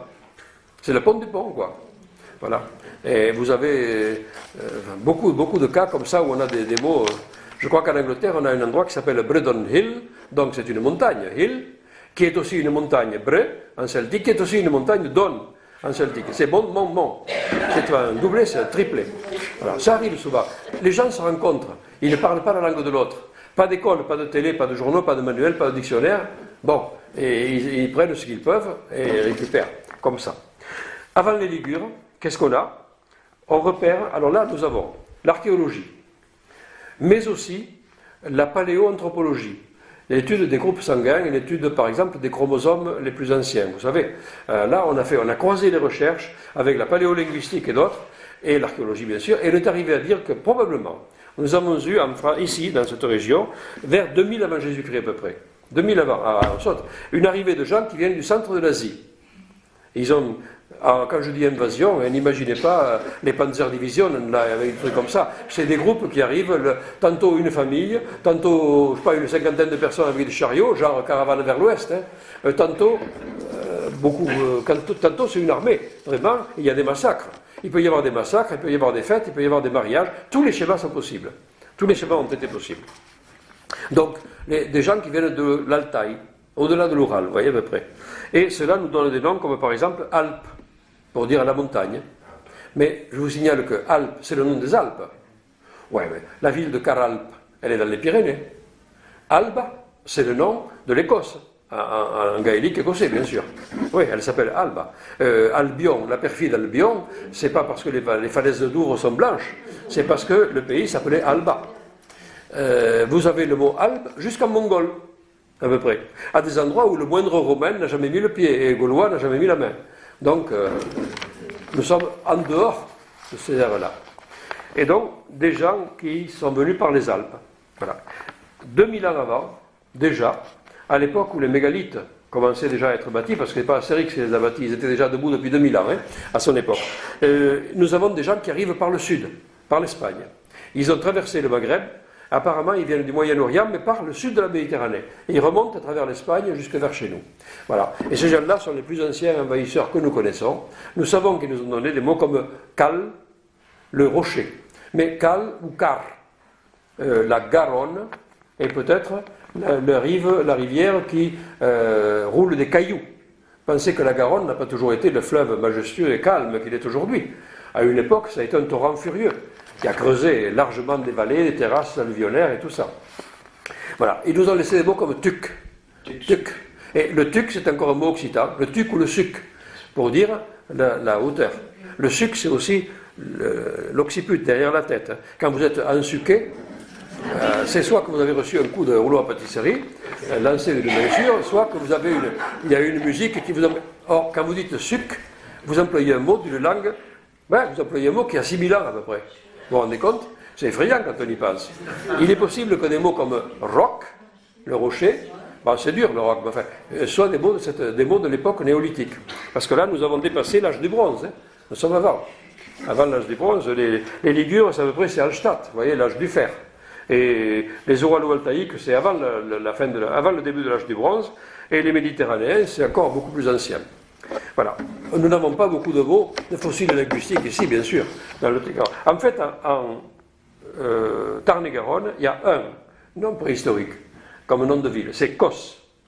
Oui, Kos, qui semble être un mot qui veut dire probablement la pierre, le caillou. C'est un mot qui est passé en latin d'ailleurs. Et il se retrouvera dans l'occitan, la coute. Je ne sais pas si vous savez ce que c'est. Une coute, c'est la pierre à aiguiser la faux. Ah oui. Oui, d'accord, on ne fauche pas tous les jours avec. Mais bon, on aiguise la faux avec une pierre qu'on a dans un étui de bois, qu'on trouve encore chez les brocanteurs. Voilà. Et la pierre s'appelle coute, en latin cotum. Mais les latins avaient emprunté ce mot beaucoup plus ancien. Voilà. Comme en latin, le mot lapis, pour dire la pierre, est un mot pré-indo-européen que les latins ont emprunté, une langue beaucoup plus ancienne. Lapis, la pierre, pas le crayon. Bon. Alors ici, nous avons des mots comme... on pense que le mot motte est un mot d'origine pré-indo-européenne. Il ne s'explique ni par le latin, ni par le grec, ni par le gaulois. Des mots comme corps, dans roquecor, corde, vous voyez, des mots comme ça, c'est probablement une racine corps, corne, roquecorne dans le Lot, pour dire la pointe de rocher. C'est le même mot que la corne, d'ailleurs. Mais corne est une métaphore qu'on a empruntée par la suite. Serre, pour dire la montagne. La sierra en Espagne. Serre, ça aussi c'est un mot pré-latin. Cuc, je l'ai cité déjà. Et les noms des rivières. Parce que les rivières, évidemment, elles n'ont pas bougé beaucoup depuis. Et elles ont souvent gardé le même nom. Parce que les gens ont cru que c'était un nom... Souvent, c'était un nom qui voulait dire l'eau. Simplement, la rivière, l'eau. L'eau qui coule. Le fleuve. Tar, par exemple, est une racine qui semble vouloir dire l'eau. Un tarn, le Tarn ne coule pas loin d'ici, mais en Écosse, par exemple, le Tarn, c'est une mare. Une mare alimentée par un petit ruisseau. Vous avez le mot Tarn en Bulgarie, vous le retrouvez un peu encore plus loin. Vous avez la Séoune, ça c'est une racine pas très connue non plus. Vous avez le Landou. Le Landou, qu'est-ce que vous avez? Le Lambon et le Lamboulas. Ça, l'emboulas, c'est une racine en beau, mais ça semble être plutôt celtique. Vous avez, qu'est-ce que j'ai encore? Le Tescou, la Gimone, la Ratz, la Sou, tout ça, sont des noms qui sont des radicaux pré-indo-européens, voulant dire probablement l'eau. Lorsqu'il y avait des navigateurs sur la Dordogne, par exemple, les gens de Périgord appelaient la Dordogne l'eau. Alors, la grande eau. Ils disaient simplement l'aigue, la grande aigue. Et ils ne disaient pas Dordogne. Dordogne est un mot qui existait avant, que les scribes connaissaient, que les gens qui faisaient l'arpentage marquaient sur leur registre, mais ce n'est pas... C'est une racine d'or, qui est le même nom que dans le Dourdou, la Doire, la Doria en Italie, et puis la Doria qui est l'affluent du Danube, etc. On peut aller très loin, en trouver. Le Lot, Holt, l'autre Holt, il coule en Roumanie quand même. Voilà. Vous avez des ruisseaux... D'où d'ailleurs dans l'Antiquité la légende des rivières qui se déplacent. Vous savez, la fontaine grecque qui s'en va et la source et qui vient ressortir à Syracuse, par exemple. On vous racontera ça là-bas. Voilà. La fontaine. Oui, c'est parce que souvent les fontaines avaient le même nom, parce qu'elles avaient le même nom dans une ère, une strate linguistique extrêmement étendue, mais qui n'a rien à voir avec l'ère romaine, l'ère gauloise, ou bien sûr les ères postérieures. Voilà. Nous avons des tas de ruisseaux comme ça, ce sont des noms extrêmement anciens, des véritables fossiles. Et il me reste ça, je ne vous ferai pas, parce que ça c'est ce que je ne sais pas. C'est ma liste de cas douteux. Et il y en a quelques-uns qui sont irritants. Parce que Nègrepelisse, par exemple, bon, on comprend la sémantique du mot, il y avait une histoire de manteau noir, on ne peut pas dire que c'est une remotivation d'autre chose, mais qu'est-ce que c'est que cette histoire-là? Or, sur place, on vous raconte plusieurs légendes, pas une, plusieurs, destiné à expliquer pourquoi, qui c'est qui portait un manteau noir. Alors, c'était le seigneur, c'était les moines, c'était bon, tout ça. Mais ce sont des légendes explicatives qu'on a inventées par la suite pour fabriquer une étymologie. Un peu comme ce dont se moque Rabelais, vous savez, dans Gargantua, quand il dit la bosse a été créée parce que, en voyant cette plaine, Gargantua s'écrie « Oh, je trouve beau ce ». Là, bien sûr. Voilà. Il s'en moquait. Il se moquait déjà de ces fausses étymologies. Et des fausses étymologies, nous en avons des tas. Bourges s'appelle en latin Biturris. On vous expliquait que c'est parce que la ville possédait 2 tours. Biturris. Alors que c'est la terre des Bituriges, tribus celtiques, bien sûr. Et nous avons comme ça des fausses étymologies à pagaille. Hein. Voilà, on en a trouvé tant et plus. Nous avons la magistère. Nous ne savons pas de quel magistère il s'agit ou de quel magistère il s'agit. Il y en a qui disent que c'est notre regretté ami Jacques Servat disait que c'était une histoire de maîtresse, de patron de bateau. La magistère. Les magistères, maestre, c'était le patron des bateaux de navigation. Il y avait une dame qui peut-être a repris le commerce, son mari, je ne sais pas. Bon, se non è vero, almeno è ben trovato, mais moi je ne suis pas sûr. Hein. Voilà. Lozerte, je ne sais pas. Le pays des Lozes, la villa Kerta, la ville sûre, comme Montségur, la ville Certa, Certi de rempart, ouais, pourquoi pas. Le lézard se dit en latin la Kerta, ça donne chez nous Lauzerte. Donc ça aurait très bien pu donner Lazerte. Ça pourrait être un nom de personne. Il y a le surnom d'un Romain qui aurait fondé quelque chose de là. On ne sait pas. Maumusson, on ne sait pas. La vite. Est-ce que c'est la vigne? Vite. La vigne, vitem en latin. Est-ce que c'est une via? Un chemin. Il y a un chemin. Est-ce que c'est une habitat? C'est-à-dire un endroit habité, quoi, une demeure? On ne sait pas. On ne sait pas pour Savenès, on ne sait pas pour Ginals, on ne sait pas pour Maumusson, Asque, Montèche, on ne sait pas. Et c'est sur toute cette triste constatation que je vais être obligé d'achever, non sans vous dire quand même au passage quelque chose. C'est que vous avez remarqué que j'ai insisté sur certains domaines et je suis passé plus rapidement sur d'autres. Eh bien, chaque région, chaque terroir que nous avons dans le milieu de la France, et je ne parle pas des départements au sens propre, ça c'est des créations très modernes, c'est hier, à côté des noms néolithiques, hein. Voilà, c'est tout à fait récent. Chaque terroir a comme ça une espèce de marque qui est donnée par les strates, une espèce d'empreinte historique, et elle se manifeste très nettement, elle se manifeste par les monuments bien sûr, mais aussi par les noms de lieux qui sont une trace évidente de l'occupation d'un certain nombre de peuples. Plus importante ici, moins importante là, voilà, ça c'est comme ça. C'est un peu en quelque sorte, si vous voulez, l'ADN, la carte ADN de notre histoire à nous, l'histoire d'ici. C'est pour ça que cela constitue, comme disait tout à l'heure notre présidente, la marque la plus évidente de notre identité. Ça marque nos racines. C'est la raison pour laquelle aussi ces noms constituent un patrimoine fragile.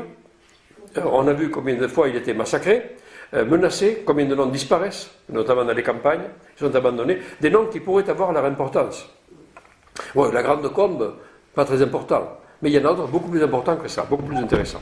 Ces noms disparaissent, et donc il est important de prendre conscience du fait qu'ils représentent quelque chose, qu'ils ont ou ont eu un sens, qu'à un certain moment, ceux qui l'ont baptisé savaient pourquoi ils l'appelaient comme ça, que quelquefois on arrive à le retrouver, quelquefois on arrive à le déduire, et quelquefois on n'arrive pas, mais on y arrivera peut-être. Donc, ça montre que c'est quand même un véritable trésor que nous ont légué, non pas nos ancêtres, mais les ancêtres de nos ancêtres. Toute une série de gens qui ont fondé ce pays, qui l'ont modelé, qui lui ont donné sa physionomie, et pas seulement le paysage toponymique, ils ont donné aussi le paysage agricole, au cours des siècles.